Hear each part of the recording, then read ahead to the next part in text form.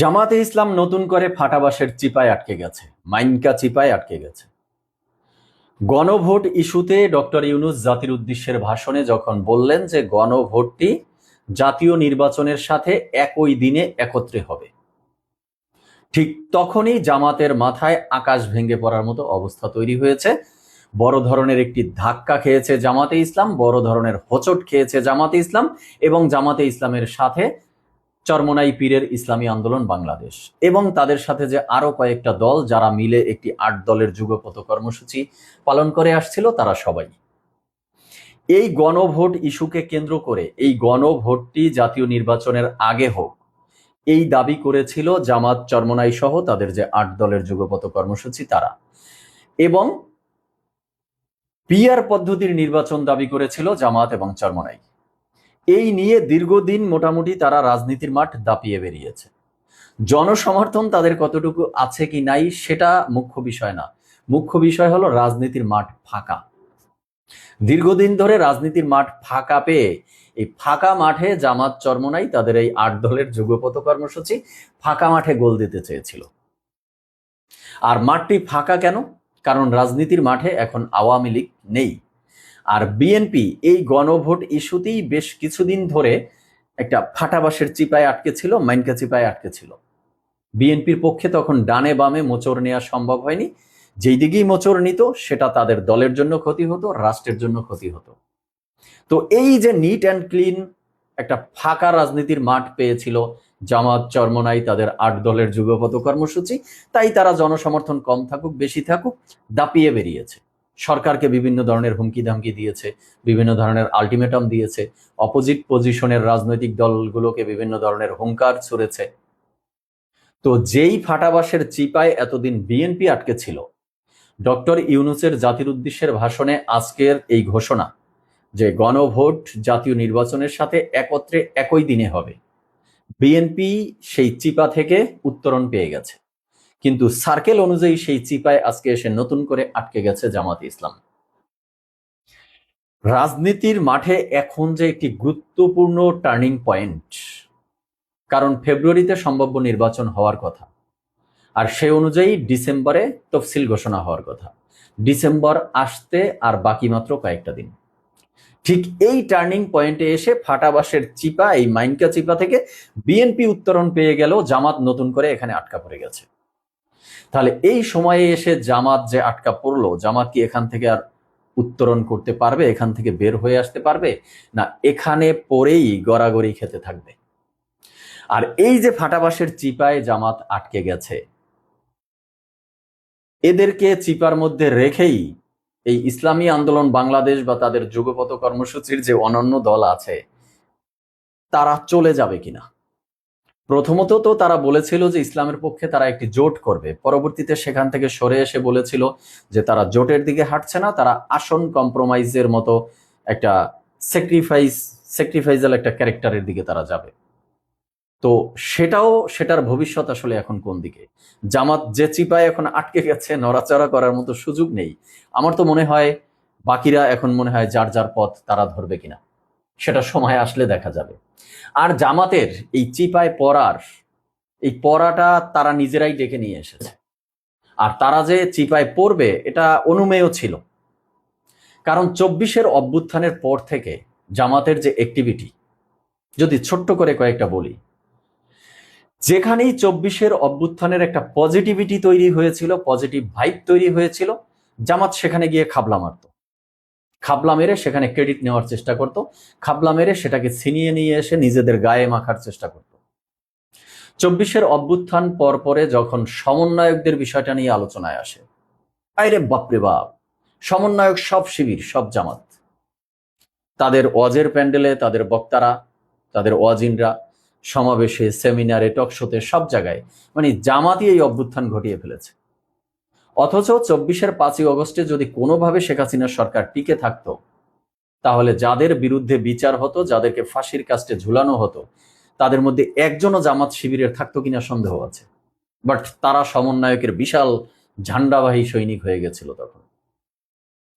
এরপরে যখন ৭১-এর স্বাধীনতা, এই মুক্তিযুদ্ধ, দেশের সার্বভৌমত্ব, এই বিষয়টা আলোচনায় আসলো, জামাত আবার কৌশলে খাবলা মারল, ক্রেডিট নিতে চাইলো কি? দেশপ্রেমিক, পরীক্ষিত দেশপ্রেমিক তারা। এই দেশে দুটোই পরীক্ষিত দেশপ্রেমিক শক্তি আছে, সেনাবাহিনী এবং জামাত ইসলাম। মানে কল্পনা করতে পারেন, যেই জামাত এই দেশের স্বাধীনতায় বিশ্বাস করে না, ইভেন আজ পর্যন্ত তারা ইনিয়ে বিনিয়ে কথা বলে, বিশ্বাস করে না। দেশ যখন স্বাধীন হয়ে গেছে তখনও তারা তাদের সেই অপচেষ্টা চালিয়ে গেছে, বিভিন্ন রাষ্ট্রের সাথে যোগসাজশ রক্ষা করেছে যাতে আমাদের দেশকে স্বীকৃতি না দেয়। তারা এখানের পরীক্ষিত দেশপ্রেমিক হয়ে গেছে। যাই হোক, এরপরেই যখন আসছে সংস্কারের বিষয়টা, আরে বাপরে বাপ, সংস্কারের সেই লেভেলের ঝান্ডাবাহী রাষ্ট্র সংস্কারক হয়ে গেছে তারা। মানে সংস্কার যারা চেয়েছে, সেই এনসিপি বা ছাত্র সমন্বয়ক বা যারা, তাদের খবর নেই, তাদেরকে পাড়ি দিয়ে তারা মানে এক ধাপ উপরে উঠে গেছে, তাদের সংস্কার লাগবেই।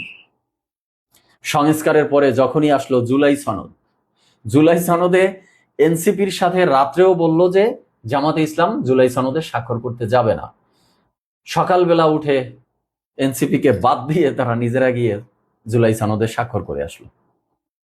জুলাই সনদের অন্যতম সৈনিক তারা। জুলাই সনদের পরপরই যখন আলোচনায় আসলো গণভোট, গণভোটে আবার খাবলা মারলো জামাত। গণভোট তাদের লাগবেই। অথচ এনসিপির মতো দল যারা এই 24-এর অভ্যুত্থানের একদম ফ্রন্টে ছিল, তারাও বলছিল যে গণভোটটি যদি নির্বাচনের সাথে একত্রে হয় সেটাও হতে পারে, আগেও হতে পারে। বাট জামাত তাদের জায়গায় স্ট্রং, তাদের গণভোট আগে লাগবেই। সরকারকে বিভিন্ন ধরনের হুমকি ধামকি দেয়।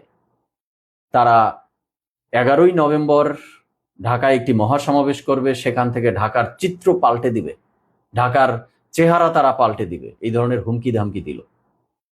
এরপরে সেই হুমকি ধামকির 2 দিন পরে এসেই ডক্টর ইউনূস এক শব্দ বোমা মেরেছে। আর সেই শব্দ বোমায় জামাত এখন পরিস্থিতি খুব খারাপ। জামাত এখন কোন দিকে যাবে? জামাত কি তাদের যে সেই আসন স্যাক্রিফাইস, কম্প্রোমাইজ করার যে একটা জোট বা তারা একটি পথে এগুচ্ছিল, তাদেরকে ধরে রক্ষা করার চেষ্টা করবে, বা নাকি নিজেরা বাঁচার চেষ্টা করবে? এখন এমন একটা পর্যায়ে এসে জামাত উপনীত হয়েছে। হ্যাঁ, এটা রাজনীতির মাঠ। রাজনীতির মাঠে, রাজনীতির খেলায় বলটা যে কখন কার কোর্টে থাকে, কার পায়ে থাকে, বোঝা বড় মুশকিল।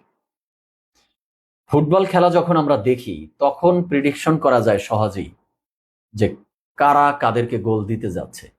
বাট রাজনীতির মাঠে বলটা কখন কাদের পায়ে থাকে, কারা গোল দিবে, বোঝাটা বড় কঠিন। কারণ রাজনীতির মাঠে এই খেলার চাল অনেক সময় পর্দার আড়াল থেকেও দেয়া হয়। তো বিএনপি এতদিন যে চিপায় পড়েছিল, সেই চিপায় এখন জামাত পড়ে গেছে। এতদিন মনে হয়েছিল যে বলটা জামাতের পায়ে, জামাত তাদের সাথে এই চরমনাইর ইসলামী আন্দোলন বাংলাদেশ, তাদের সাথে আরো বেশ কয়েকটা দল নিয়ে তাদের যে 8 দলের যুগপত কর্মসূচি, সেটা 11 দল হলে ভালো হতো, তাহলে একটা ফুটবল খেলার মাঠের সাথে তুলনা করা যেত। যাই হোক, তো তারা বলটা নিয়ে একটু ইনিয়ে বিনিয়ে মাঠে খেলার চেষ্টা করলো। বাট হঠাৎ করেই বল এখন চলে গেছে বিএনপির কোর্টে, বল এখন বিএনপির পায়ে। তো সামনের দিন যদি ফেব্রুয়ারিতে নির্বাচন হয়, তাহলে সেই ফেব্রুয়ারি পর্যন্ত বলটা বিএনপির পায়েই থাকবে কিনা, বিএনপির কোর্টেই থাকবে কিনা, বিএনপি আসলে সবকিছু খেলবে কিনা, সেটা এখন দেখার বিষয়। তো জামাত এখন কোন দিকে যাবে? জামাত ভালো চিপায় পড়ে গেছে। এখান থেকে জামাতের উত্তরণের পথ কি? জামাতের এখান থেকে উত্তরণের পথ জামাতকেই খুঁজে বের করতে হবে। তারা সংবাদ সম্মেলন করেছে ডক্টর ইউনূসের এই জাতির উদ্দেশ্যে ভাষণের এই বক্তব্যকে কেন্দ্র করে। সেখানে মোটামুটি দেখা গেল এখন আর তাদের কথার ভিতরে সেই আস্ফালন বা সেই হুমকি দামকি বা সেই থ্রেট বা সেই ধরনের চিল্লা ফাল্লা, এর কিছুই এখন আর নেই। জামাতের এই চিপায় পড়া তাদের জন্য অনিবার্য ছিল। আমি এর পূর্বে একটা আলোচনায় বলেছিলাম, জামাতের যে অ্যাক্টিভিটি, তাদের তো খালি মাঠে গোল দেওয়ার চেষ্টা তারা সবসময় করে।